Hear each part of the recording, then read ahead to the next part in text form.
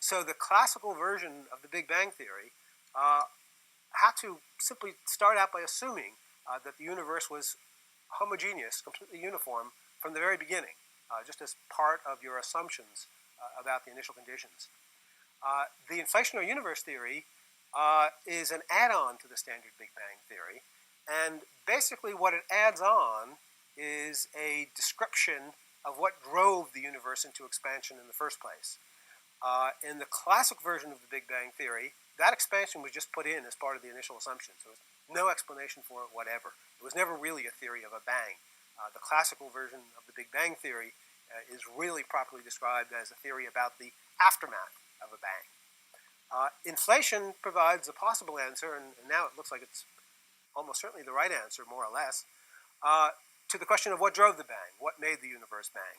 And the answer is that it turns out that modern particle physics predicts that there should be peculiar kinds of substances which actually turn gravity on its head and produce repulsive gravitational forces.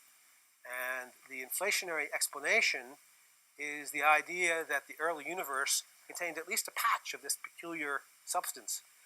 And all you need is a patch. It could actually be more than 1 billion times smaller than the size of a proton. But once it exists, it takes over by growing due to its own gravitational repulsion and rapidly becomes large enough to encompass the entire observed universe. Now, one feature of this, to come back to what I was mentioning before about the cosmic background radiation, first of all, it smooths everything out because you start out with something which is incredibly tiny, which just doesn't have room to have structure. Basically, it's had enough time to reach a uniform temperature and uniform density for the same reason that the air in the room reaches a uniform density, and if you isolate the room and let it sit for long enough, it will reach a uniform temperature as well. On this very small scale, there's enough time for that in the early universe. Then inflation takes over and magnifies this tiny region to become large enough to encompass the entire universe. Again, maintaining this uniformity as the expansion takes place. Now, for a while in the early days, we were very worried that we would get too much uniformity. One of the amazing features of the universe is how uniform it is, but it's still by no means completely uniform. We have galaxies and stars and clusters and all kinds of complicated structure in the universe that needs to be explained. And if the universe started out completely uniform, it would just remain completely uniform. There'd be nothing to cause matter to collect here or there or any particular place. I believe it was Stephen Hawking who was the first person to suggest what we now think is the answer to this riddle. He pointed out, although he did the calculations wrong initially, but he pointed out that quantum effects could come to our rescue here. The real world is not described by classical physics, and even though this was very highbrow physics, we were in fact describing things classically with deterministic equations.